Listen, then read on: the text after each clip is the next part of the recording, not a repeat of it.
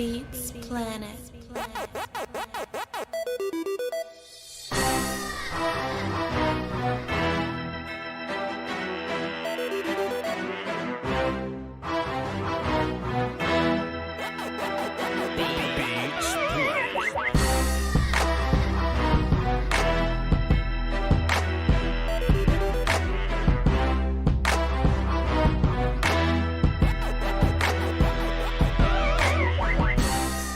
Yo, come on in. We ain't doing nothing else. Let me hit y'all with a little Don DeMarco. Oh, stop. Let me hit y'all with a Don DeMarco. Appreciate y'all. Hey, listen, man. Let me tell you how fast this shit changes, bro. We walked into the show yesterday, man. We ain't have a very good idea about the content we was gonna put out, man. We said, hey, man, we gonna wing it because ain't nothing happening. But boy, we're still 24 hours, boy.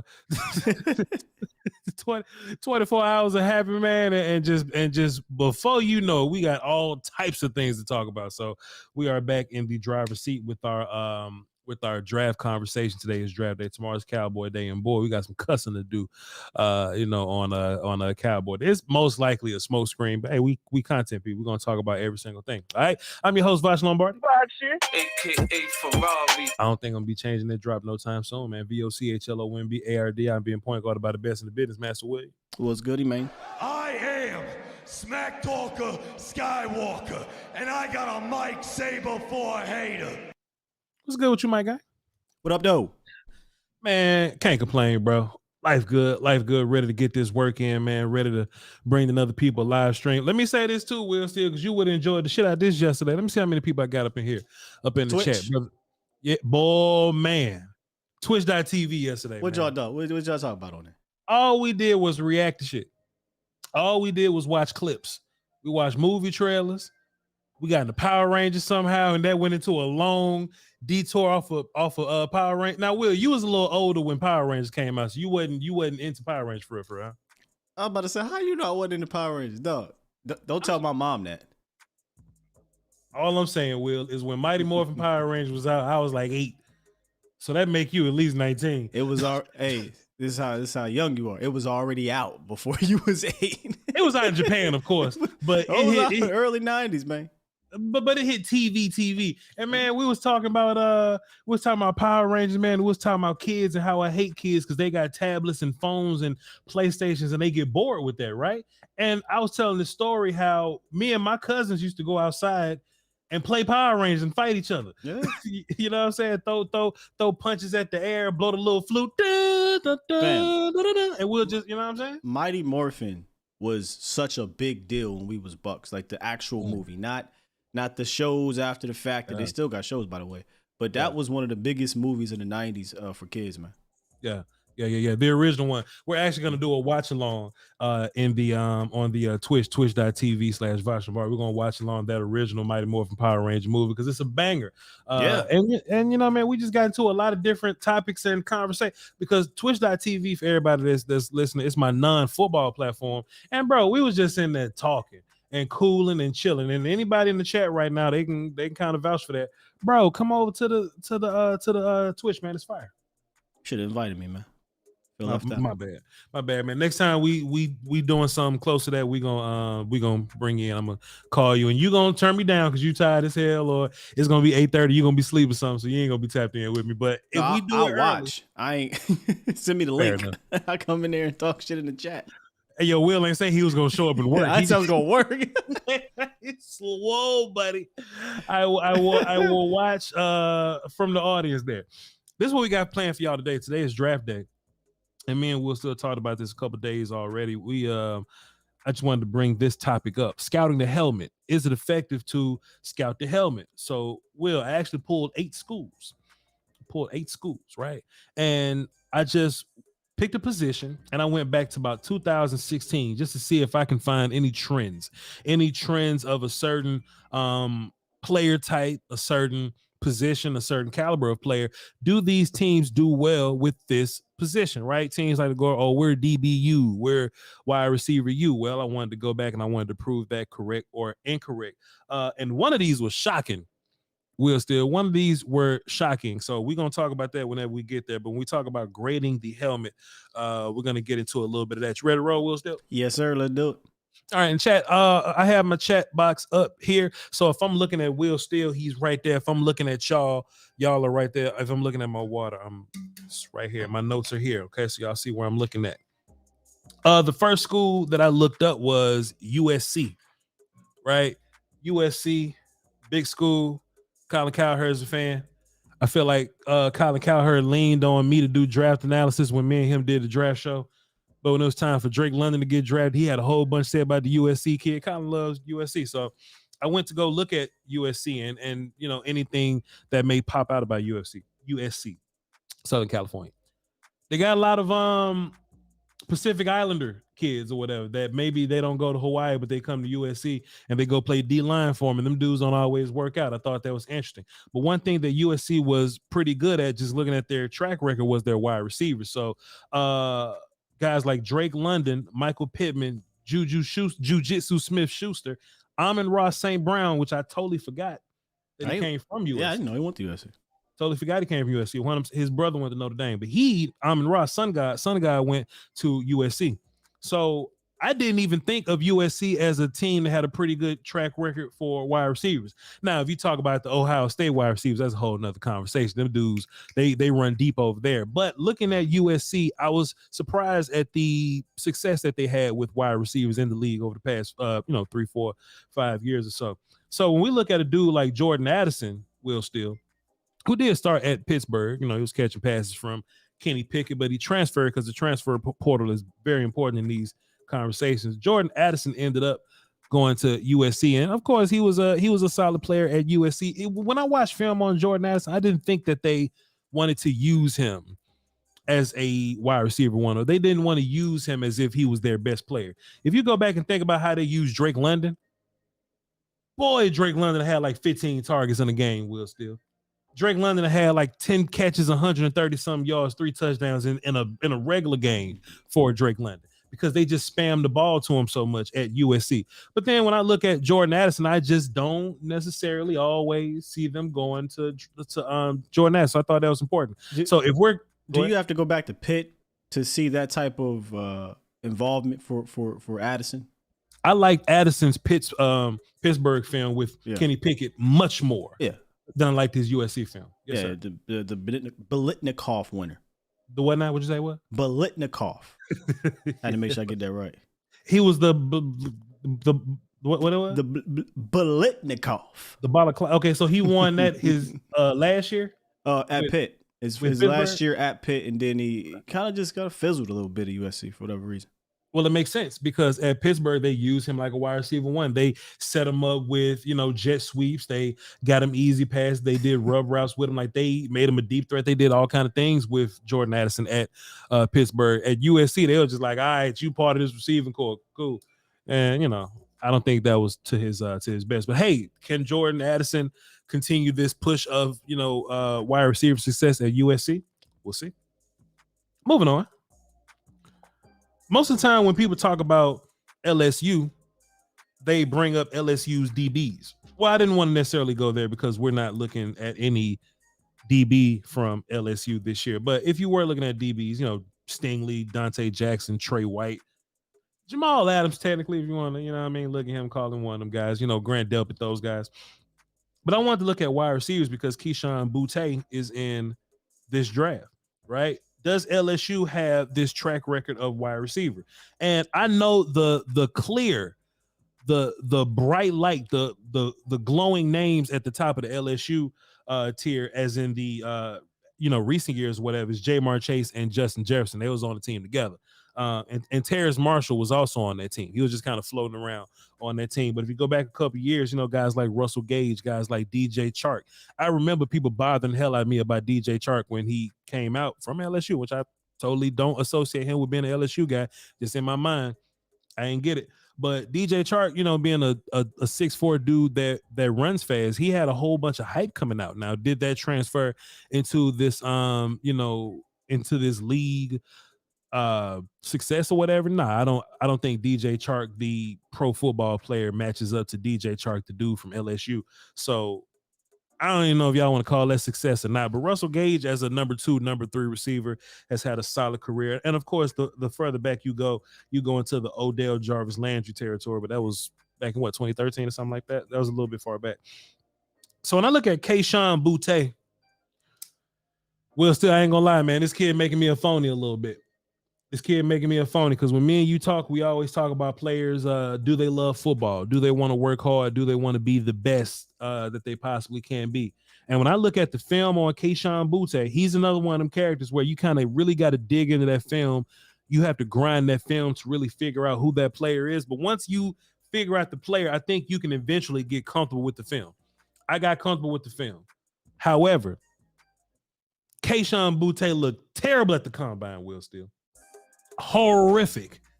And the combine isn't about the skill that you have, I believe, because we watched film to see the, what you bring to the table on the field, right? But I think combine is about, hey, man, can you work hard? Can you show up at this desired weight? Can you show up and do something on the bench? Not to see if you're strong, but just see if you worked on it. Have you grinded time to make your 40 the best? And when Kayshon went out there and ran that 4.6, bro, I was like, man. Will, you remember Jalen Werdemeyer? Bull couldn't jump either. Couldn't jump. He couldn't do shit at the combine. But you remember Jalen Werdemeyer, tight end, Texas A&M? And his combine cost him a bit, didn't it? Boy, he looked pretty good on film. Texas A&M tight end Jalen Werdemeyer. And everybody was like, yo, Voch, what you think about Werdemeyer, the kid from Texas A&M? I'm like, yeah, he's a cool player, cool. But then his combine happened, and his combine kind of showed that, hey, maybe he wasn't working hard at this shit. Maybe he been eating tater chips and just chilling, and he showed up to the combine. He thought he was going to be an athlete, and he didn't, So I ain't saying that this what happened to Boutte, but God damn, boy, the signs just ain't adding up right here. So now they go, all right, Voch, you still love Boutte? At some point, I was like, hey, man, I like Boutte, just not in the not on day 2. If you can get Boutte in the 4th round or something like that, we could talk. I don't even want to risk that pick on Boutte right now because he just don't look like he's dedicating himself to the process. Did you have something on that, Wilson? No, I'm a little worried about him because I don't. Again, show me or find me the audio, find me the interview, find me the article, find me something where the dude cares. Right, that's the part that worried me. Remember, I told you that. What's up with this guy in regards to character? I need to know. I've been burned too many times. And then the combine does not help. There was look, I know combine isn't everything. I know measurables and things aren't everything, but Mosier put out this interesting statistic about cornerbacks that run 4.6. Bro, like 98% of them don't work out. So there's something to it. Something to it. So, hey, I don't foresee Kayshon Boutte being the next Jamar Chase or Justin Jefferson, just to be clear with y'all. So we don't know if helmet scouting is going to help you in that scenario. But, hey, man, we'll just keep on watching. We'll see. Let's move on to – let's do this because I thought this one was interesting, Will Steele. Will Steele, if I ask you about Wisconsin offensive linemen, what's your preconceived thought about that? I'm going to be real with you. Before Travis Frederick, I wouldn't have thought of that. Yeah. But didn't one of the analysts that's on NFL Network – Super Bowl champion, I think he played for the Giants, could be wrong, but one of them dudes prior to Travis Frederick, I think was the more prominent guy. But before Travis Frederick, I wouldn't have been like Wisconsin offensive lineman. Since Travis Frederick, though, yeah. I think I'm on the same page with you, right? Like since Travis Frederick, I think people kind of associate Wisconsin with offensive line play. Well, I pulled some offensive linemen from the for the past couple years to see what they look like from Wisconsin, right? And let me just cut the music off of it. Logan Bruss, Cole Van Lanen, our beloved Tyler Biadasz, Michael Dieter, Ryan Ramczyk, who checks out. Yep. And you'll have to go a little further back, but then like Havenstein. Havenstein was a guy. But Havenstein was a little further back. Like Havenstein ain't no recent Wisconsin guy. And then you go back to like 2013 to get Travis Frederick. Like you had to go way back to go to 2013 to get Travis Frederick. Right. And I'm looking at this Will Steele, and I was like, man, I thought Wisconsin got busier than this in the offensive line territory. But hey, if you just look around, the highlight of this list is Ryan Ramczyk. He's getting a little older now. Travis is gone. Tyler Biadasz may be the best Wisconsin offensive lineman of the past couple years, and I was befuddled. Yeah, the best probably was Joe Thomas. Joe Thomas. Yeah, and damn, that was a long time ago. That motherfucker, shit, man. Joe Thomas lost weight. That was so long ago. Joe Thomas skinny now. You know what I mean? So maybe it's time to retire this Wisconsin just automatically produces. I'm sorry, he's from Wisconsin. My bad. He didn't go to Wisconsin. That's even worse because I don't. Damn, that's even worse. That's even worse, boy. They can't even claim this boy. They can't even claim him geographically. So sounds like Voch is listing attorneys at law. Hey man, listen. So maybe once upon a time, Wisconsin was like an O-line U type of deal, but as of late, I ain't been seeing it. One time on my Patreon, I feel like I said it. Mississippi State used to be a factory. You know what I mean? Mississippi State used to be a factory for left tackles. You know what I mean? Teams used to go to Mississippi State camps. They used to go and do all these things to go learn all the ways of Mississippi State offensive linemen. But you know, I think when these coaching staffs go, when these coaching staffs move on, they may find new jobs. I think the culture kind of changes a little bit. So I brought up Wisconsin offensive lineman because we got Joe Tippmann now. And I already don't expect Joe Tippmann to move the needle for me at all. I mean, he's a cool player, but I don't expect him to really like carry the torch for Wisconsin or nothing like that. So, hey, y'all, if y'all want to grade the helmet, Joe Tippmann might be on par with what you get from Cole Van Lanen and fucking Logan Bruss. So in regards to this offense, Wisconsin, would you grade that helmet? Would you say, all right, I need a lineman, let me go holler at Wisconsin? I don't think you can automatically go to Wisconsin. However, I do think you can go to Iowa. I didn't write the names of the offensive linemen from Iowa, but I did look at their offensive linemen. And as of late, Iowa's been having some pretty good offensive linemen coming out. So they may be a place that you can go to get offensive linemen, but not Wisconsin. Unless you're looking for Lukas Bruss.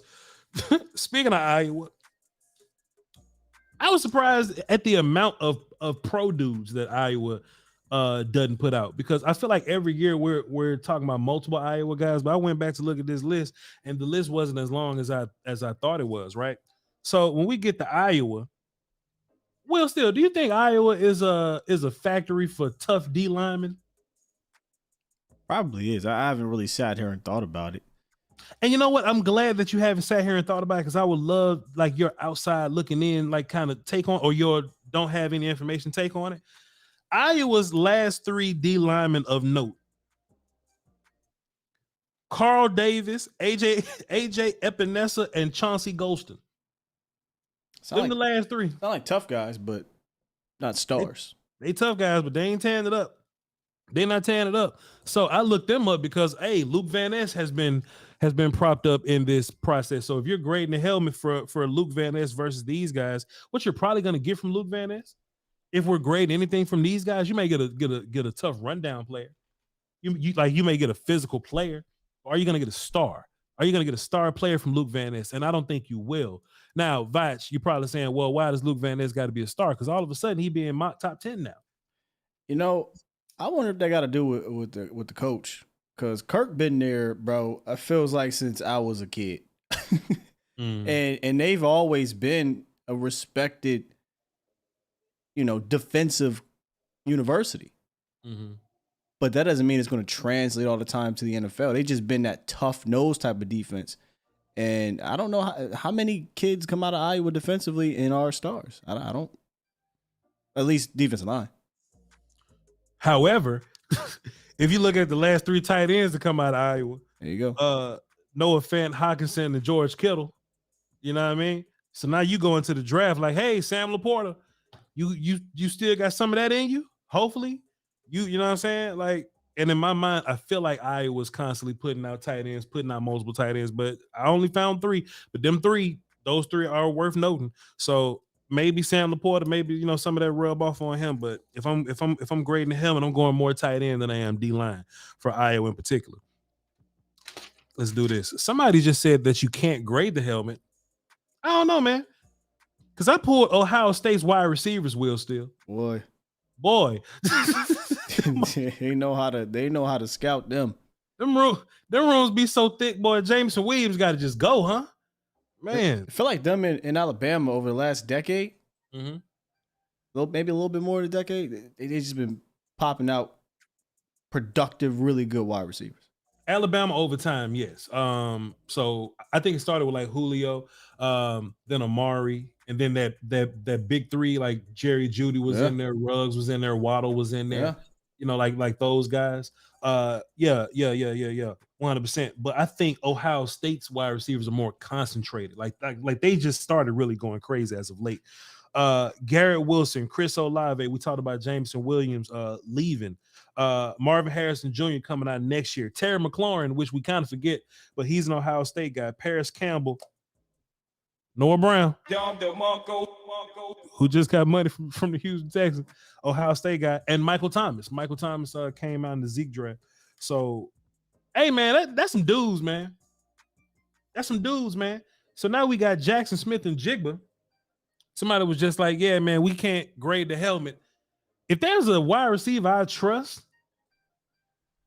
like a high floor wide receiver where I think I know where I'm getting, and it seems like all these wide receivers here are able to come in and do something for you, right? I think you can grade this helmet on this. I think you can look at Ohio State's wide receivers and go, hey, man, if you're Ohio State wide receiver, I think we can go. And I already said it earlier, but Marvin Harrison come out next year. Y'all not going to grade the helmet on Marvin Harrison? So that'll give what? That'll give Ohio State like what, 5 crazy wide receiver years? And then I thought that that may have a lot to do with quarterback play, right? You know, you'll go from like Dwayne Haskins to Justin Fields to CJ Stroud or whatever, right? Like they've had good quarterback play, so wouldn't they have good wide receiver play? I mean, yeah, that'll make sense, man. But these dudes go to the league and go crazy. Yeah. Terry actually wasn't even all that good with Haskins. That's probably why he failed today too. But Terry gets to the league with whoever the hell Washington been throwing out at him, and Terry McLaurin is a monster at wide receiver. You can make the argument that Terry top 3 on this list of wide receivers here. So I'm trusting Jackson Smith and Jigba with his Ohio State helmet. You know what I'm saying? So I'm grading that. You had something with before more? No, sir. Okay, cool. This one I thought was interesting, Will Steele. When we talk about the Dallas Cowboys, and this ain't a Cowboy show, this is all 32 production, but I'm just talking from a Cowboy fan. When we talk about Cowboys, every single year they want to talk about Taco Charlton, right? Like death, taxes, Cowboy fan bringing up Taco Charlton somehow. Because of TJ Watt. Because sure. And you know, I that's fair to hold them accountable for the whole Taco Charlton thing. But I mean, at some point you gotta, move on. You know, the Cowboys have been doing just fine. So what's interesting about it is when we look at other Michigan players, I see people start shitting on Michigan players now, Will Steele, and they'll shit on them because of Taco Charlton. So I'm like, cool. So what are Michigan D linemen like? You know, because we got Mozzie now. Mozzie's in the conversation. So what are Michigan D linemen like, right? David Ojabo, Aiden Hutchinson, Kwity Paye, Chase Winovich, Ryan Glasgow, Taco, and Frank Clark. That's a pretty damn good list. That's solid. That's a good list, Will Steele. That's a good, because none of these dudes busted for you. I mean, well, pause. None of these dudes have been bad draft picks. None of these dudes have been bad draft picks for you. David Ojabo tore his ACL, got back and recovered from it. I think he had a solid year coming back from it. I think Aiden Hutchinson is going to be the face of that defense for the Lions or whatever. Kwity Paye, probably give him another year to get his feet up. So okay, that's fair, Will Steele. Yes, that's fair, Will Steele. But it's solid, But let me say this: Hutchinson and Clark. Other than that, it's like Gary's coming along. If you ask the Packers fans, they love Rashawn Gary. Oh yeah. Rashawn Gary definitely had a good year and he got hurt.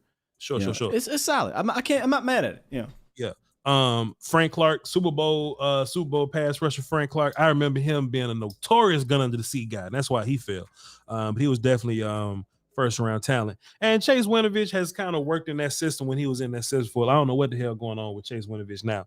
So I do agree, Will Steele. So let me just say that some of these dudes have been drafted kind of high or whatever, but as of league prospects or just league turnout, they've been solid. But I will say solid is better than Taco Charlton, bro. Yeah, I mean, look, if we're scouting the helmet and you come away with this is a solid, university to go grab this specific unit, a Michigan you probably put in that tier. Yeah. Should they been better than? I mean, they better than Iowa. Anyway, well, hell yeah, now that's for sure. They better than Iowa. And of course, we talked about the D-line because Mozzie's there. Hey, yo, chat, don't forget y'all can call in, man, the phone, because I'm about to lock these phones in a little bit. I got how many more schools? I got one school, 2 more schools to go. I think this has been a pretty interesting segment, Will Still. Alabama, in which you can look at them for a lot of things. Of course, we talked about wide receivers and all that. Solid, fine. And we're going to talk about DBs, Will Still. DBs is the reason why I made this list, because Brian Branch is possibly a first-round pick at DB. That's fine, cool. I just wanted to look around at the other spots or whatever. And Alabama pass rushes, because Will Anderson's coming out. Yeah. Alabama pass rushes have not been great. Man, Alabama defenders are extremely hit and miss, and I think it's because of the expectations. Sure. I think their DBs are solid, though. We're going to talk about DBs in a little bit. But their pass rushers, linebackers, D tackles besides Jonathan Allen, Barmore, Deron Payne, besides those guys, Bama really don't give you that much. They don't give you that much. Bama more so gives you wide receivers. When they were in that little pocket with their running backs, Bama gave you running backs, right? But let me read these DBs to you, Will Still. Pat Surtain. And these DBs, not just corners. Pat Surtain. Trevon Diggs. They get some good safeties, too. Xavier McKinney. Minka Fitzpatrick. Eddie Jackson. Marlon Humphrey. And that's just the past 5 or 6 years. I probably could have went back a little farther, but I didn't want to make these lists incredibly long. I think Bama got a pretty good track record with their DBs. Yeah, or at least a much better track record. Bama not fair in a way, because they get so many of the top guys in the nation. Sure. And that's why I say they're weird, because they'll put a handful of dudes in there, and then they'll also miss on a whole lot, because not everybody going to hit. But they're going to get drafted, probably top 3 drafted team every single draft, it feels like. Mm-hmm. Alabama's going to put that many kids in. So maybe it ain't as fair, but it seemed like they get a lot of guys that don't work out because went to Alabama. He should be fine. Nope. You know what it is probably? Like a regular team will have, let's just say, 1 incredible dude, 2 really good dudes, like 3 eye dudes, and a gang of whatever people, right? Oh, man. D. Miller. Bama may have 2 incredible dudes and like 40 eye dudes. But them eye dudes, like just having that volume of eye dudes, just having that depth or whatever, just having all them dudes make them better than the other team, right? Yeah. Because a guy like Deshaun Hand, remember him? Come out of Alabama. He's not a good player. But he's a cool player, and he's your backup, your backup D tackle, your backup D end, right? Christian Barmore, who's a pretty solid player or whatever, but Christian Barmore had to sit down. Quentin Williams had to sit down for a while. Yeah. You know what I'm saying? Quentin Williams fantastic, but a lot of these dudes had to like sit down for a while. You know what I'm saying? I think just the depth of these dudes, like they gotta like they'll just get a lot of 3-star guys, and sure they'll coach them up and train them up. But to your point though, Will, still, I think if you only look at, like, let's just say 5-star, 4-star guys, they probably got the same amount of dudes as Ohio State may have, but Alabama at this time when this was going on, right, they just had like a gang of 3-star dudes when other teams have like a few 3-star dudes. So that makes sense. They got Nick Saban. So Nick Saban going to coach. He'll coach a 3 to a 5. Now, I do have this theory that I'm working on, Will, still, and it's going to be an all 32 day one day.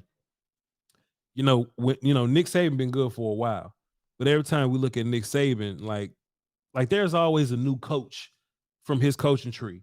They get a head coaching job somewhere else, and then they come back and play him, and they just can't beat him. I think Nick Saban may be the best coach scout. Like, he scouts really good coaches. You know what I'm saying? And he does players also. But I think his scouting of coaches is better than his scouting of players. His coaching tree is incredible. And we may talk about that one day. Kirby Smart came from his coaching tree, and now Saban can't fuck with the Georgia boys now. So he had a lot that washed out too, and then came back. Sure. And he said, "Hey, come on back, buddy. I'm walking back." Not everybody gonna work out. Shit like Lane Kiffin. Belichick the same way. Belichick, you would think, oh, look at all these guys that have a chance to be head coaches, but they just never pan out. None of them. Yeah. I don't think Yeah, any of for them. sure. Bill O'Brien's another one. Thank you. But now we're in the Kirby era. Yeah, and boy, Kirby Smart about to get this big ass bag. You hear me? Kirby Smart probably about. I think about the only one. He's the only coach that can come back and beat Nick Saban. Only one that's been successful. If I'm not mistaken. I mean, so many damn coaches, but been successful long term. Yeah, long term for sure. I mean, you'll get like an Ole Miss win here or there. You'll get like a Texas A&M win here or there, but it's just rare a team can just show up and just beat the shit out of Nick Saban them. And Kirby's been successful. So I wanted to pull D Lyman from Georgia, and I think this is turning into a new trend for Georgia. You know what I'm saying? Georgia's newer in this trend of, hey, we're gonna make this D-line factory, this factory of guys or whatever, you know what I'm saying? And the names I have written down is Travon Walker, in which I don't know what he's doing as a first round pick now, but he's a first overall pick, so I don't know. We'll see. Azeez Ojulari, Jordan Davis, Devontae Wyatt, Leonard Floyd, right? And all these dudes were interesting because they're all D linemen, they're all pass rushes. And then we got Jalen Carter and Nolan Smith coming out in the same goddamn draft, which I love both of them. But I think Kirby Smart's putting together this rotation of, you know what I'm saying, the Avengers for like pass rushes or whatever, just D linemen. And when you watch Jalen Carter, you watch Nolan Smith, or if you just watch Georgia film, you'll notice, hey, man, why they pulled Jalen out? Why they pulled Nolan out? Well, because they got too many dudes.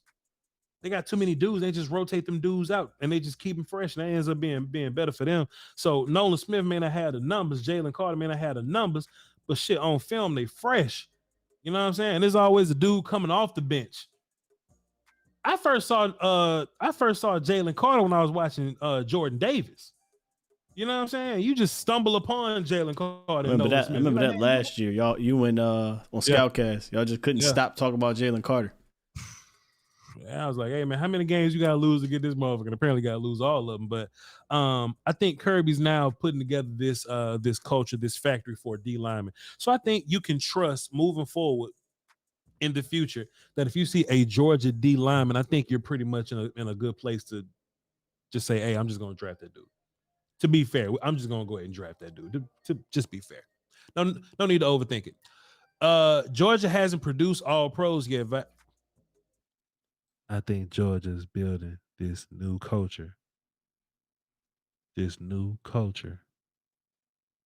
NEW culture, to where they're bringing out these players. Kirby Smart is just now creating this culture of D linemen. So let's look forward to that moving forward in the future. Georgia hasn't produced all pros yet, Vach. The best player at every position in the NFL isn't from the SEC, but the SEC has the most players in the league, if I'm remembering correctly. Well, I appreciate you, player, but I just said that this Georgia thing is kind of new. You know what I mean? We just talked about Kirby Smart being just now introducing this new culture of D line. You know what I'm saying? I ain't go that far back for real. I mean, I think Azeez Ojulari was about as far back as I went. Pardon me, Leonard Floyd was as far back as I went. So, I feel you, bro. Jordan Davis ain't gonna be an all-pro guy right now. Devontae Wyatt ain't gonna be an all-pro guy right now. You know what I'm talking about? So I appreciate you for tuning in, though. All right. Before we get to the phones, Will Steele, were you blown away by anything that we did today? Were you shocked by anything that we did today? You have some confirmation about anything that we talked about today? No, none of them really shocked me. Maybe a little like, Iowa defensive. We didn't go Iowa tight ends. I would have been interested to hear how far back those guys have been coming out, churning out tight ends. Not far at all. The last three dudes, but them three dudes, like Noah Fant, George Kittle, and Hockenson, those three dudes just happen to be three dudes. But when you go back, they had some other dude from the Houston, Texas. I remember his name, but he wasn't all that. But that's about as far as I went. Yeah. It's a fun exercise. Definitely if you super college football guy, you can go all the way back to like the 90s and 2000s where you can get into some other teams too. I remember Penn State days bringing out running backs and all that. But yeah, it's always a fun exercise because it's a cycle that always switches. And now we're kind of like you just said into that Georgia cycle where they're churning out kids left and right. I think it's gonna come and go with these coaches. That was For clean. example, I knew I wasn't tripping. Sure. For example, Deion Sanders is the coach at Colorado now, and back-to-back years he has the number one cornerback prospect. You know what I'm saying? So you just imagine if you do that 5 more times, he might be on to something, you know. But that'd be interesting. Colorado start putting out dudes. They're gonna follow prime, man. They're gonna follow prime. All right, let's get into the phones. Appreciate y'all for listening, man. Hey, if this was a good exercise, let me know in the chat. If y'all don't ever want to do shit like this again, let me know. Let me know. All right, let's get into it. The conference has been locked. Told y'all I was gonna lock these phones. So we got JR from NY because there are multiple JRs in our universe. So JR from New York, what's up? What's up, man? Cool, man. Hey, I didn't actually like the dude that you like, but I went back and re-looked at Will McDonald. Mm-hmm. I actually sent you this on Twitter today, and you're right, dude. I feel like he's a star. He's a stud. He makes tackles become very handsy and still makes people pay. Yeah. And he's got a sexy little fake inside to the fake out to the inside where if this kid develops a really good spin move, he's going to be DeMarcus Ware good. Yeah. And the Cowboys should look at him at 26. Oh, hell yeah. 100%. And I know this isn't a Cowboys thing, right? But are you worried about that brotherhood that was just broke up between Dak and his running back? No, and I'll tell you why. Because Zeke was Dak's best friend since they've been drafted, but Dak was also friends with La'el Collins. You know what I'm saying? And we got La'el Collins the hell up out of here, and nobody asked Dak nothing. You know what I mean? Right. Dak loved him some La'el Collins. Okay, my bad. But with the La'el Collins thing and the kind of bond that they had, they shared the stage when Dak won Rookie of the Year. They got chains together of 214. They made a whole, they sold shirts of it. So man, it's football. What are you saying? Sorry, with La'el. Yeah. But he did with Dak, and I think that's going to emotionally mess Dak up. Oh, no.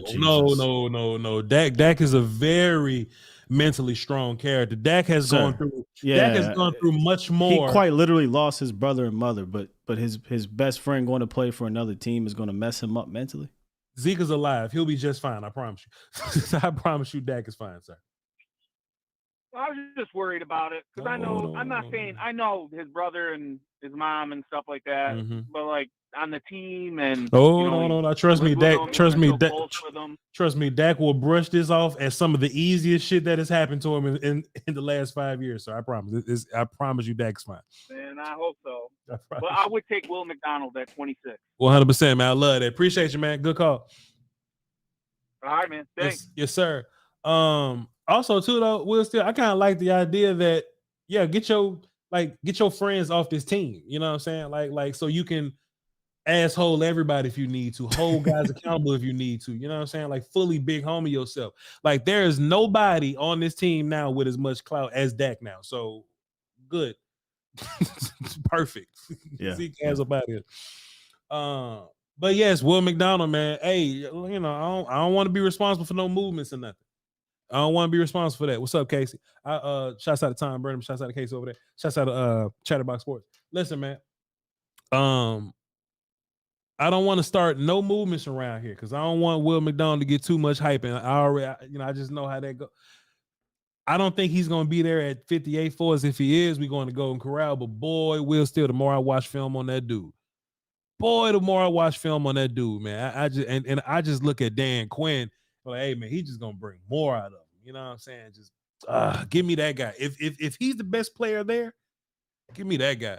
We're actually going to be dropping a Will McDonald film session after the stream today. Let me check the backstage situation to see if it's uploaded yet. If not, then we'll see.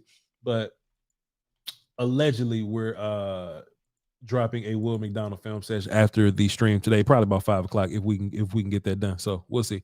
Voch hit the perfect button for your analogy on Ezekiel Elliott and Dak Prescott friendship. Okay, Perfect. But there we go. It'll be all right. Let's go. Let's get DJ up in here. What's up, DJ? Hey, what's going on? How y'all doing? What's up, player? What you got for the show? I was just kind of listening, and I was kind of in and out because I was in the chat box typing and stuff like that. But another one to think about with your little game that you had earlier was like linebackers and edge defenders out of Penn State. Mm-hmm. Penn State's was linebacker you, especially when we were growing up. Well, me and you were growing up. Sky was a little ahead of us. Yeah. As you reminded me the other day, Shoot, I don't even know if Voch was around but, for PSU linebacker. I guess Sean Lee, but even before Sean Lee, Bowman. It was real mid 2000s when it was at the height of all of that. Yeah. LeVar Arrington. It was like Paul Leslie and all like going all the way back then and all that. But it's been a minute though. The way that I've always thought about it is that you get like interior linemen from the Big Ten more on a conference basis. Mm-hmm. You get your defenders from the SEC, mainly Alabama and LSU. Now you would throw Georgia into that mix, and then you gotta get your skill position guys where you can find them. But they've predominantly been more Pac-12 and Big 12 teams in the past. But again, nothing's exact. It's not an exact science. It's more guessing. It just feels like most of the better guys are coming from those different conferences in that scenario more often than not. From how I looked at it anyway. Mm-hmm. Yeah, fair enough. And I had them pulled up, Penn State. I had them pulled up, but I just didn't want to talk about schools that didn't have a guy active this year. So I didn't think there was no Penn State linebacker this year for me. And there may have been, I just ain't see his ad. But there was no Penn State linebacker for us to talk about this year, so I didn't bring it up. Fair enough. Well, that's all I got to. I was real quick and in and out today, sir. Appreciate your player. Good call. An interesting thought on the kind of but the historical look back. Like, hey, we go to Big Ten for linemen, and we'll go to SEC for DBs, or we'll go. The college landscape is changing, right? With the way that teams are running these offenses now, to where I think I'm with DJ. Where usually you would think, I'm gonna go to Big Ten and give me some linemen. Now it's like I got to do a little bit more digging because they're all over the place. And they're all running these. Let's be honest, these kind of air raid type of offenses. These spread them out, shotgun, RPO type stuff, and that wasn't the case for so many decades in college. Sure. As I think about some of the other things they used to run, but still, back in the day, it was mainly kind of Big Ten. We're gonna run the ball down. You know what I'm saying? It was that type of situation. Now everybody is high flying. Yeah, for sure. Mr. Amos, how you doing today? Amos, what's up, Voch? I'm all right so far. Everything. Down here in Florida, down here. Yes, sir. Sound good. What's up, Scott? Hey, what's going on? I listen to you talking about, the different SEC teams, and me being an SEC man myself. Mm-hmm. I'm a Florida man. And all through the games I looked at this year, I was looking at our quarterback, and I said the same thing over and over again. Mm-hmm. Top 10 my ass. I was waiting for this guy to do something spectacular to bring the team back. Really got to a point that nobody in the ACC respected. Ole Miss ain't scared of us no more. Vanderbilt take our lunch money. With that being said, you got all those players on there like the guard, the quarterback, Osiris, and some of those players on there. I wouldn't trust neither one of them. Damn. We have a history of having big shots and underperforming. I hope they don't get Tyrant Solace, whatever his damn name is. Yeah. He'll be the second coming of Chaz Green. Damn. Furthermore, I would like for us, I'm fascinated by the Bama running back. Yeah. I love Gibbs. Yeah. I hope we can get this guy in the first round. I hope we had the mindset to take a chance with this guy. But ain't no telling. If Jerry's got to put his handprint on it, that's one thing. Right. But if they give Mike McCarthy the chance to build his offense the way he envisioned it, I think we got great things to come this year. That's all I got to say, brethren. Y'all take care, young man. Fantastic call, Mr. Amos. Appreciate you. Mr. Amos wanted to call in and tell us that he is a Florida man, in which that made me chuckle already.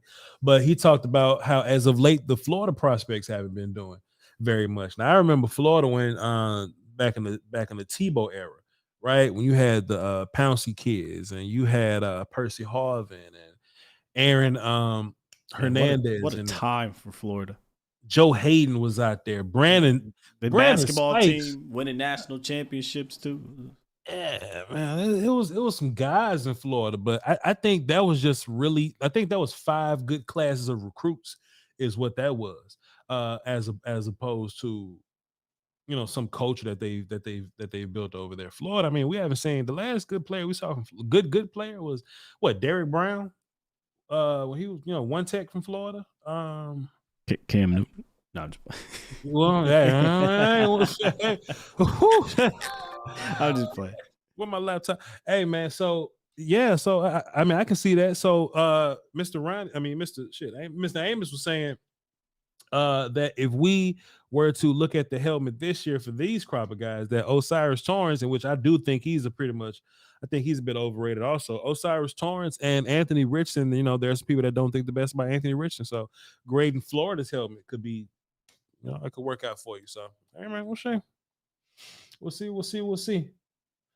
He also said, Will Steele, that he would take Jahmyr Gibbs in the first round. You have said that you would too also, right? I didn't quite say I'd take him, but if they did, I wouldn't sit here and I don't want to take any running back in the first round. But if Bijan is there and it's between Bijan and Avila and, Mozzie, some of these other basically surefire day 2 dudes, sure. Mm-hmm. Gibbs, if they took Gibbs, look, man, fantastic player. I'd be happy about it. But I feel like I can get the skill set a little bit later because I actually have it, but I don't need it in round 1. But if they took him, man, it's a fantastic play. Yeah, I'm feeling on that. All right, 3 more callers. Let's see what y'all got to say. Let's go. Right. What's good with you, Jack? Turn your environment down. That's my goddamn window. It won't go the fuck up. What the? This is how you sound right now, man. I don't know. Okay, so roll your window up and turn me down. So I got 2 things, bro. I sent you guys something on Twitter. Can you hear me? Yeah. Kind of, yeah, go ahead. I sent you guys on Twitter, and it was something on the 40 time. And right. I think a lot of those 40 times I would say rigged, right? Or being miscalculated. Yeah, for sure. Because when I did the time, like what's his name? Bro, he's talking. I got it on my phone. Talking right now. But he clocked in at 4.5. Who did? But they had a Honda 4.32. Who did? Bam. I'm gonna tell you right this damn now. Hey, yo, Jack, we can't hear you, man. We need you to reset your Bluetooth and turn us down or something. And roll your window up and cut off your radio and sound like he at like a dog pound or something. Okay. I got you right now. That's worse. That's worse.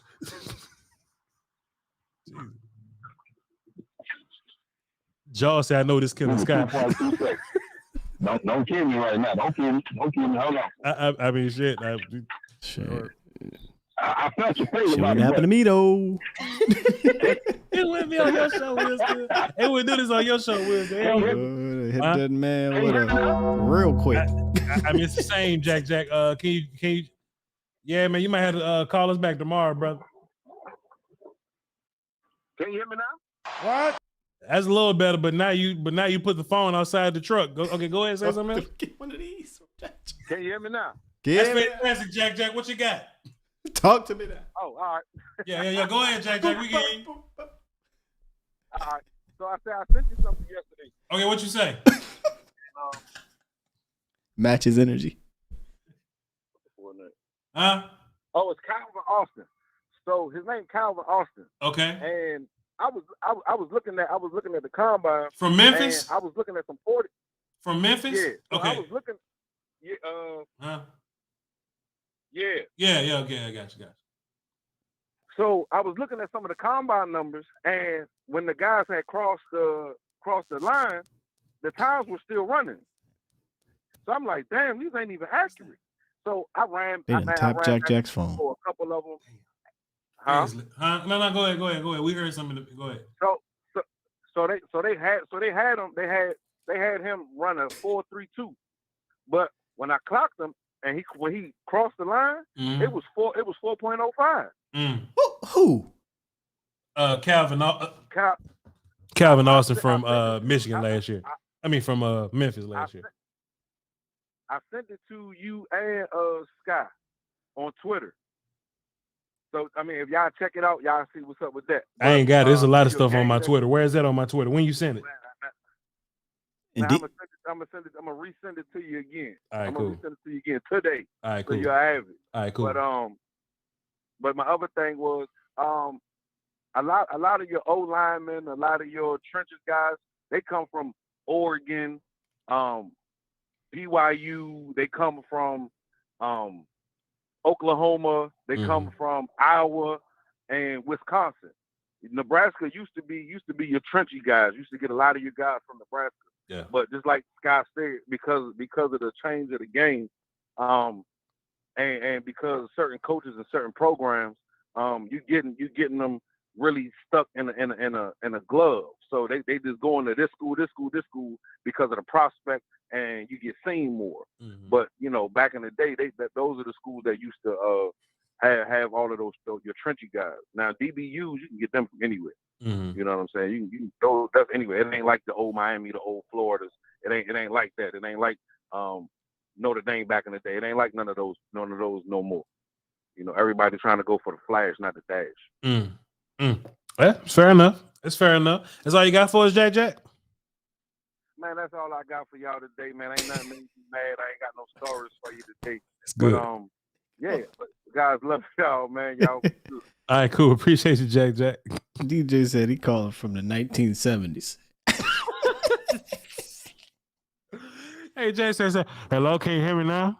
No, Jack. What about right now? No. Can y'all hear me over here? That's actually perfect, JJ. Just keep doing that. just do that one more time for 3 more minutes. We'll get through it. All right, man. Let's get Chris on the phone. What's up, Chris? Yo, what's going on, Voch? What's good, man? What's up, Scott? Yo, what's up? Yo, first off, I'm sorry. Okay, what's wrong with your phone now, Chris? Hold up, let me see. Can you hear me now? That's a little better. Yeah, I had my headphones in. Yo, so when you make your video about Will McDonald, because I know Scott's listening to you, make sure to add in there that he is undraftable within the first 25 picks. I can dig it. I can dig that. I was talking to Sky about. Go ahead. Sorry about that. No. Go. I was talking to Sky about this the other day. I heard you talking on 105.3 The Fan about John Michael Schmitz. Would you be in favor for potentially trading back for John Michael Schmitz, and with that pick that we get in that trade back, pick up Andrew Voorhees later? So me and Will still talked about this the other day, and I personally don't feel like teams trade back all the time. I think more so teams trade up, So if we put the phone out to people and say, hey, we don't want to pick here at 26. Can y'all give us more picks to pick here? Nobody's going to pick that phone up for us. Somebody's got to call us, be like, hey, we want 26. You see what I'm saying? So I think it's less likely that we trade back into the 30s. I think it's more likely that we come up into the late 30s or 40s from 58. So I think we'll stay at 26, or if somebody wants to come and get a big move, a couple spots, we'll probably do that. But I think it's more likely if you want to draft John Michael to move up in the 40s. Oh, okay, cool. And I was actually my other question is, would you be for the Cowboys drafting a lineman in the first round and then potentially trading up in the second round to go grab like a Darnell Washington? I don't know. It depends on the lineman. Trading up for Darnell Washington, I don't know. Trading up for him to be our second tight end. No.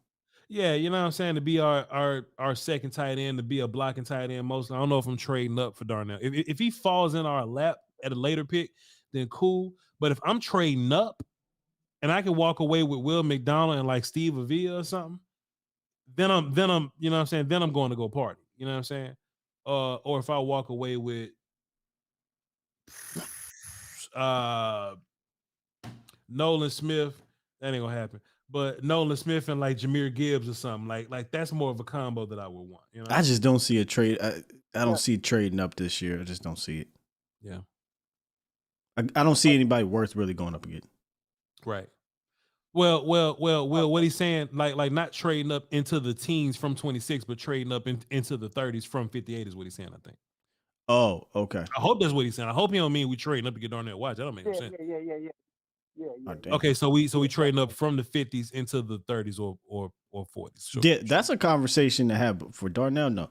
I was going to say his John Michael Schmidt take. Like, grab the whoever it is, whoever you want at 26, and they come back and grab John Michael Schmidt. And they got two guys on the fifth-year option. Right. Yeah. Right. Is all you got, Chris? We need go ahead. another Washington for Law Nation. Washington. Appreciate you, Chris. All right, guys. Yes, sir. I love the Jacob Jingleheimer Schmidt and Voorhees combination, though. Sure. Yeah. That gives you a lot of O-line insurance for the next. Goodness. Yeah, for the next good little while. That's four young offensive linemen to build around, including Terrence. I mean, Jared bullshit. But we'll talk about it. But yeah, we'll talk about it tomorrow. But that's four good offensive linemen to build your O-line around. And you know what I mean? If Tyler Biadasz want to be the old dude and that Zach retires or whatever, then you can do what you want. You can do what you want. But John Michael Smith, he gives you versatility. You know what I mean? And that future conversation. And Voorhees gives you a good swing guard right now, and Zach Martin get old insurance. As we get closer, that honestly, and it's funny because me and Danny been talking about this for quite some, probably since like November, December. Mm-hmm. But coming out this draft with two linemen, but I'm talking about two linemen early. Two good linemen. Yeah. Okay, so with Voorhees, right? Have you watched film on him? Yeah. Okay. Where did you have him if his ACL didn't get torn? Probably still a day 2 guy, but then as I kept looking at the rest of these guys, right? I'm like, shit. I mean, I'd take him in the second round. Like, you know what I'm saying? Like, I'll take him in the second round and plug him in between a bunch of dudes that are proven on our squad and let's make it work. I like him more than Osiris. And you know what I'm saying, people don't like me when I say that, but I like Voorhees. Yeah, we on opposite sides. So look, this morning we was talking about Steve Avila. I actually like Avila more than I like. For what I want power guard, I like Osiris better than Avila. You like for the power guard thing. Yeah, I think Avila is probably better as a pass blocker, but if I want somebody to open up running lanes, I like Osiris better. I don't even think Osiris all that good at push people around, man. I just think he big as hell. I don't even think he all that strong. I think he's stronger than Avila. Yeah, he probably is, stronger than Avila. Yeah, for sure. But it's and I'm a little biased today, Voch, because I think I'm taking in this Avila hype, and I was like, I didn't see that. I just didn't see the hype on him. You got to be careful about hype. Yeah, so it's kind of messing my head up today. So look, I'm not caught. Look. Some people would love to take Avila at 26. He's not a 26 guy for me. Yep, not at all. That's one thing I looked at that and said, nah. I mean, if they do, Voch, all right, we got our guard. But I don't think he's the 26 but I don't even know if he's top 30 but. Yeah. The only 26 guard guy for me is John Michael Smith. He's the only guy that I can consider taking that 26. The rest of them, I'll see you at the end of the second. I'll see you in the 58s. If somebody else take you, my bad. You know what I mean? And that's what I'm not even sold on taking Osiris at 26 either. It's just that between them two, I was like, I mean, if I want to get I want a mauler, that's what I would go with. I know you said you don't really see it in him. And what bothered me about when I watched Osiris was I felt like there was some weird lackadaisical stuff. Like, did you get bored? That motherfucker lazy. Yeah, did you get bored? That big motherfucker get tired is what it is. What the hell is you look like this in this series or that series, and then you look like you was uninterested after about 2 seconds. So it was just like, I don't know if that's a coaching thing, if that's a mental thing. That's a big boy thing. That's a fat as hell thing. But what I noticed too, though, I shouldn't have said that about him. My bad, Coach Cyrus. We try to get interviews over here. But what I noticed about him, though, Will, still, is that when you play against Georgia, there's no room for lackadaisical. Yeah, you cannot take a play off. You can't take plays off versus Georgia, right? So I seen Osiris move the fastest he's ever moved versus Georgia and Jalen Carter, but it still didn't work. They got his ass all the way up off of his square, Will Steele. So I was like, hey, so even when he moving fast, I still don't see, move you around guy. I even went back to his ULL film, or it's just University of Louisiana. I went back to his ULL film. This is the same kind of guy for me. So I don't even think it's coaching because he was the same dude then. He's the same dude in the Senior Bowl. And see, now I'm going back to when we first talked about Osiris. Now I'm getting on the bad side of Osiris. But see, I look at both of those dudes as there's a good amount of things that I'm like put off with when it comes to Avila and Osiris, but not enough to not take them. Just I'm not really trying to take them in round one. So just for clarity, people love to get on to me about this. I ain't saying that Osiris is boo-boo trash. I'm just saying that he's lazy. He's a little L word for me. But if I can get Osiris later, then fine. Right. A lot of the anger in my voice come from people that say, "Oh, I want him at 26." Osiris is not a 26 guy. Avila is not a 26 guy for me. A guy like Peter Skoronski, he is a 26 guy for me, but he ain't a guard. He's a 26 tackle for me. Anton is a 26 guy. I thought you had it flipped on Skoronski. I thought you had him as a guard, not tackle. Skoronski a tackle to me. I don't think he's a guard because I don't think he's powerful. Okay. He's just he's just gonna have to be a short arm tackle that's gonna have to learn how to deal with long arm dudes. I don't have faith in dudes that ain't naturally strong already getting stronger. Now Tyler Smith is naturally strong. When he gets stronger, Lord, you know what I'm saying? I don't think Skoronski is naturally strong. So when he gets stronger, he's just going to end up at the level that everybody else was when they just got stronger than him. You know what I'm saying? It's just going to even out one more time. So I just don't like my guards being not very strong. He's going to have to be a tackle. We're talking guards or we talking this O-lineman period? O-line period, whatever you want to talk about. So we like Paris, we like Broderick, we like Peter. We're talking about 26. DeJuan Jones, yeah. I like Anton too. He's one of my favorite guys. DeJuan's so weird to me because I just look at him as right side guy. I know you talked him into you might even talk me into looking at him as a left side guy. But I don't think I want to I'd rather have Tyler at left tackle. That's my whole thing about DeJuan and Darnell Wright, right? DeJuan from Ohio State, Darnell from Tennessee. They're both right side players, and I don't know if they can play left side. That's my whole thing. And that's what makes it rough at 26 for Dallas. That's what makes it weird. So interesting. John Michael Schmitz is the other one. I think those are our guys, right? We got like 7: Schmitz, Anton, Broderick, Paris, Skoronski. You like DeJuan, and like DeJuan and Wright makes sense for a lot of teams in round one, but I just don't know about Dallas. That's the only thing, man. Well, still pull yourself up so we can talk for a second. Sure. Need some talking music. Do you think this whole Tyler Smith at right tackle thing comes from the Cowboys liking Darnell Wright or DeJuan Jones? Man, this can't be about Tyron Smith playing right tackle. This cannot be about that. This can't be. Nobody trusts Tyron Smith long term to do anything, especially right tackle. Is this about DeJuan Jones or Darnell Wright? How? Look, bro. I know we like DeJuan. I know we like Wright. I ain't no way in hell they better than Terrence Steele right now. I agree. I agree. And Terrence Steele like 24. But maybe this their way of like trying to get their best 5 on the field. Because you wouldn't ask Darnell Wright to play left guard. I wouldn't ask Terrence Steele to play left guard. Well, but maybe that's their way to get a right tackle dude, but keep Terrence somehow. That's so backwards. You got your right tackle, sign him up, lock him in, and let's roll. You got your 2 dudes for the next 4 years at minimum. Terrence, Tyler, let's boogie. Why are we playing games if that's what they're doing? I don't think it's to do with that. maybe it's this whole. Somebody might have said it in the chat, man. Maybe it's this whole Jason Witten thing all over again, where they just have this, this attachment to one of their greats, and they're going to allow him to be a progress stopper, which would be absolutely idiotic because Terrence is better than Tyron at right tackle. It just makes no sense, and I'm hoping it just, like we said in the green room, we just hoping this is just bullshit, and they're just talking. I got 5 more things to say. We're gonna talk about this tomorrow, man. Yes, this, but we were talking about linemen, so I get why you. Yeah, man, I get it. It just wouldn't make no sense for them to even be talking about moving Terrence like that, and it just made me think about it for a second. But you don't tender him a second round and be like, "Yo, we're gonna move you to guard." Would you give him up for the 33rd overall pick? I don't think so. I agree with you. I keep Terrence. I just keep Terrence and just move on with having a good right tackle, a good young. And right tackle. Sure, I'm probably biased. I mean, you ask a Steeler fan, they probably say absolutely because they don't know Terrence like we do. Like, but I think Terrence is still rising. I think he's one of the better right tackles in the league. I'm gonna stand on it, man.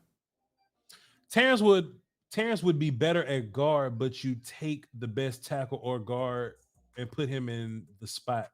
Tyron gonna sit down somewhere and act like he got some sense. That's Brandon from practice football. You see, King, this is we had this conversation weeks ago. King said, "This is why I wanted Tyron gone." I agree. And this is why I don't want Zeke back. This is why I don't want Zeke back. Because politics get in the way of the best people on the field. 100%. I agree, Will Steele. Everybody was celebrating, Tyron took the pay cut. Hey, man. Money. I was like, let's wait. Because what does this really mean? Because if it means that Tyron is going to be a backup, cool. Well, Will, what I thought this was is Tyron left tackle, Tyler left guard. That's what I thought this was. And Tyron at left tackle gives you an opportunity to bring in some young left tackle, and that'll be the whole left tackle dynamic. Young left tackle, Tyron, Tyler, Biadasz, Zach, and Terrence. That's what I thought this was. I mean, technically, that's your best lineup now. Sure. Right, before you go out and get a guy. But again, I'll go back to what I was saying weeks ago. I'm never, ever, ever, ever moving forward counting on Tyron Smith to be a starter. You know how I'm looking at him? Just like the way you look at Gallup, just like the way we Gallup look at does not exist. Excuse me. Tolbert does not exist. Tolbert, right? Like these dudes don't exist. Tyron don't exist to me because I only want to see you for 4 games as a swing tackle when somebody get hurt. I don't want to see you as 4 games as a starter because now we got to do all this shuffling. And I think that's 2 different things. I think you start Tyron off at one of these positions as a starter. Shuffling's coming. It's coming. We're wasting content right now. Yeah, you're right. It just pisses me off that we even have to talk about this. But we'll talk about it tomorrow. We'll talk as a tease. We'll talk about it tomorrow, man. Jeez Louise, man. We got one more call that you've been waiting. My bad, man. Me and Will still got into a conversation. 202. What's up, man? Who it is? Hey, what's going on, man? What's going on, fellas? What's good? Delaware. How y'all guys doing? What's good with you, brother? What's good? What you got for the show? Oh, Delaware. Delaware. It's different. Delaware. The first state, baby. Yes, sir. What you got for the show? Ain't got too much. Wanted to ask you guys a question, man. Have you guys checked out Chase Brown from Illinois? Oh, that's my guy. Oh, Will still love him. Don't look. I love him too. Man. That's Will's guy. Yeah. That's my. Hey, that's my. I would look, man. I'm shut up because I might say something stupid. Also, another question for you guys too, man. What's the infatuation with getting a tight end in the first round? When I feel like Jake Ferguson is a well capable tight end of being a starter. I mean, he had 19 catches in his first year, 2 touchdowns, way more production than Dalton Schultz had in his first 2 years at tight end, who has 0 touchdowns on 13 catches. He's a capable blocker. Way shows you can do. He can be a tight end 1. I feel like the Cowboys need to use their first round draft pick on better resources, more so. If I had to pick, I know you guys don't like Drew Sanders, but a linebacker or a D tackle, we like Drew Sanders. Those would be the first 3 picks. But that's all I have. I'll hang up and let you guys speak. Okay, cool. Appreciate it. We don't mind Drew Sanders. It just depends on who's on the board when it comes to Drew Sanders. But we like Drew Sanders. Yeah. What's his question, Will? Still shit. Yeah, I was gonna say ask him the question again because. Damn, hold on. I got you. I gotta hit this button. You know, sometimes I just come over here, I hit refresh and I hit the button. I gotta rewind just like 2 seconds. What did he ask? My bad, brother. We got caught up. He was pretty fast. He wasn't as fast as Z, but he was pretty fast. All right, hold on. Let's see.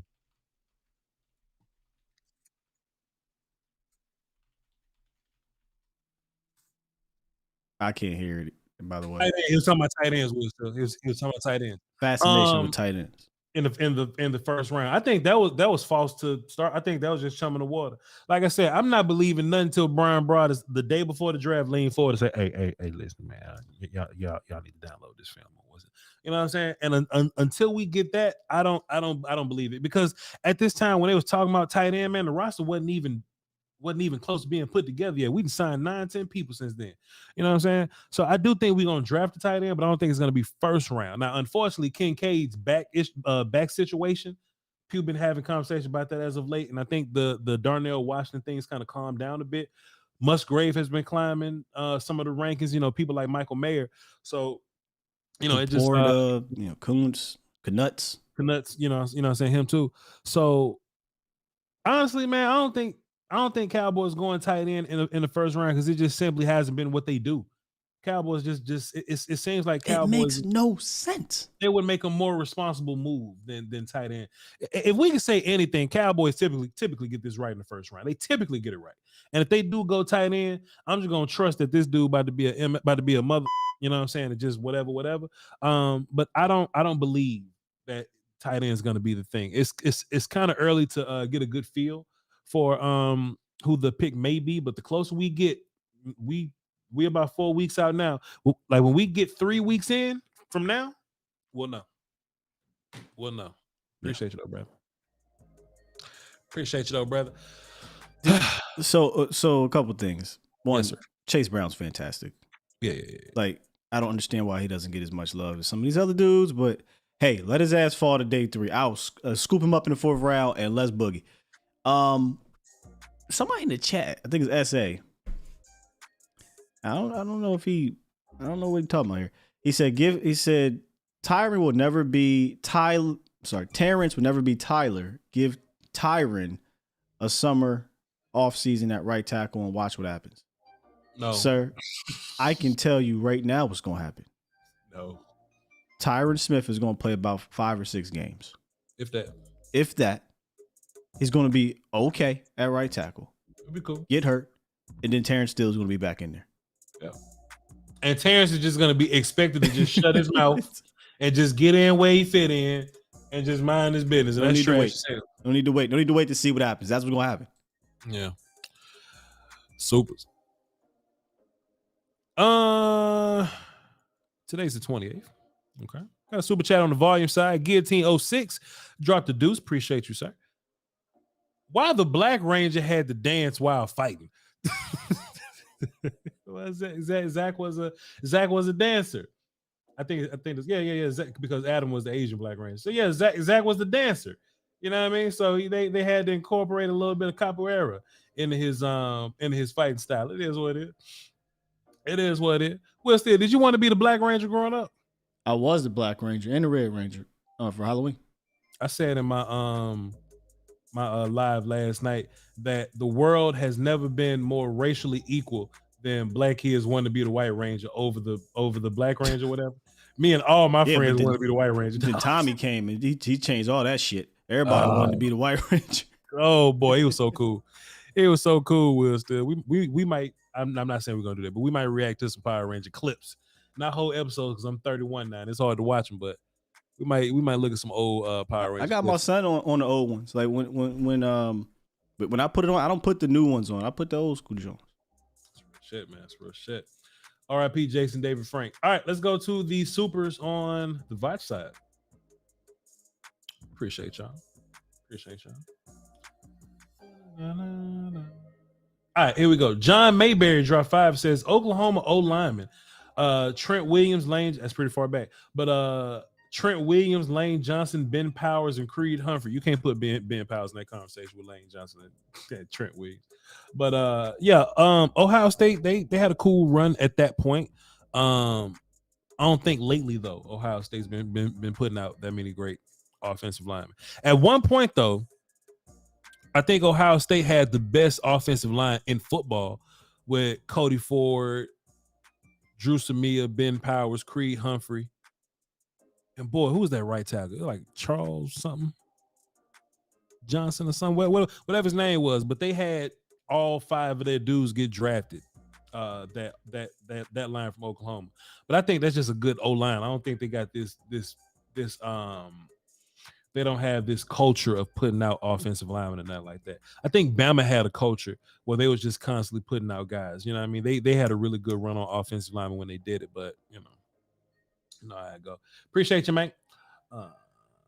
You think Jerry will move up for Bijan? Hashtag Jerry Cook? No, I don't think we're moving up for Bijan.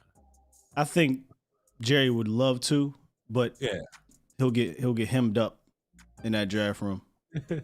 Well, so you seen my last tweet?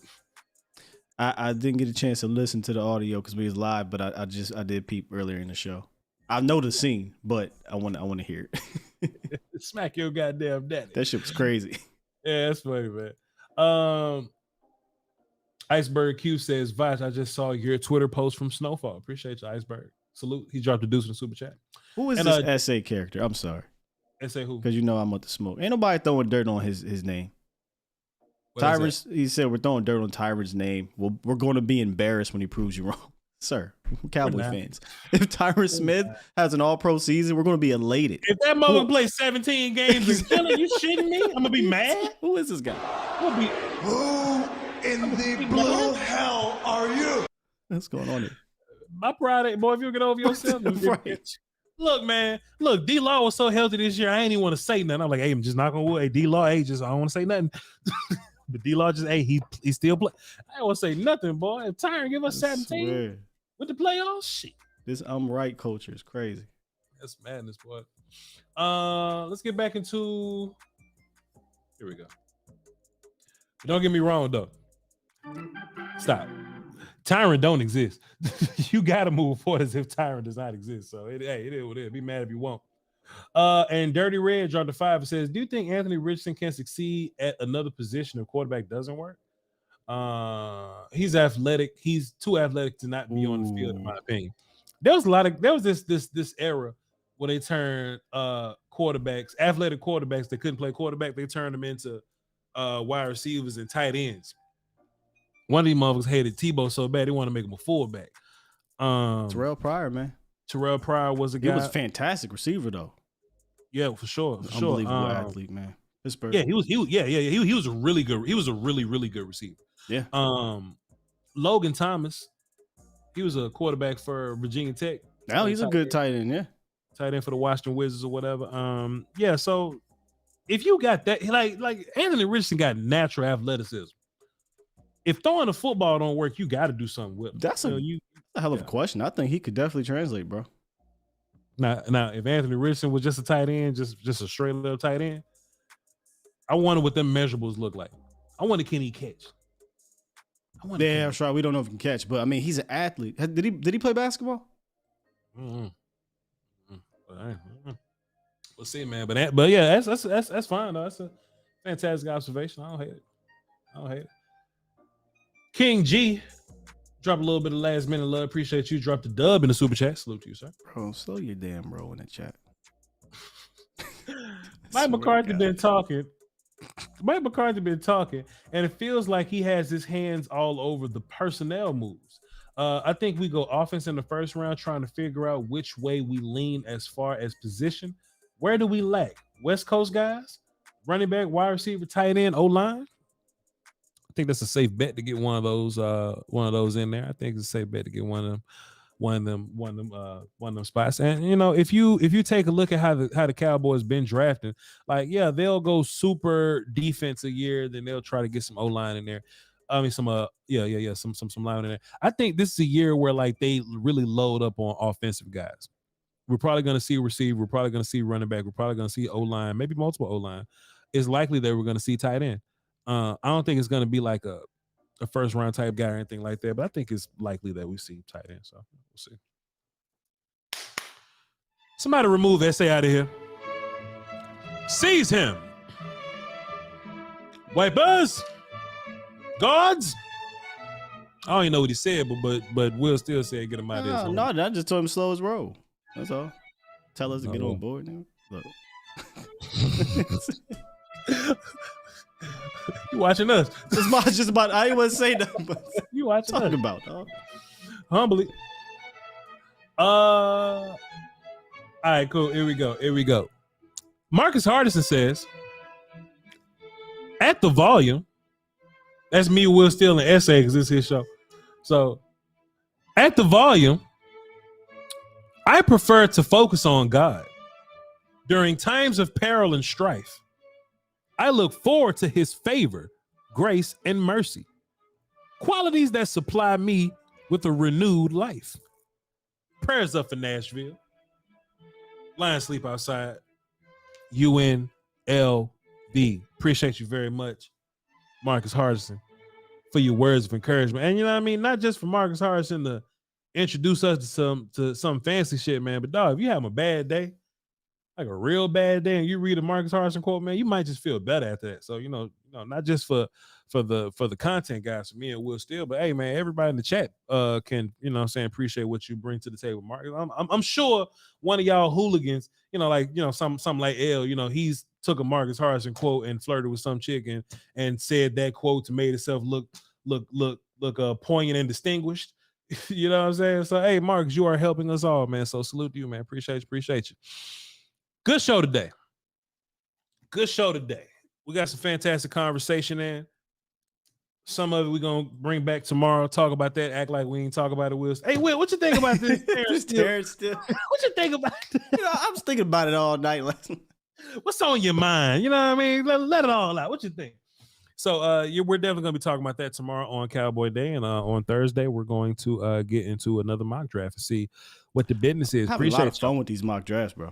Yeah. It's good to see how the movement is going, you know, and it gives you a good idea of who you need to be watching. So there's a mock draft database that I stumbled upon where it has a player and it gives you probably hundreds, I don't know, of mock drafts or whatever. And one player I was shocked because everybody was like, no Mozzie Smith in the first. He was routinely being picked in the first round in dozens or hundreds of mock drafts. So I was a bit surprised.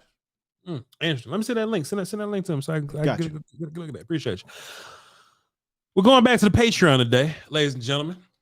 I'm gonna log off of this and grab a bite to eat. You know what I'm saying? Make my list salad or whatever I do for the day.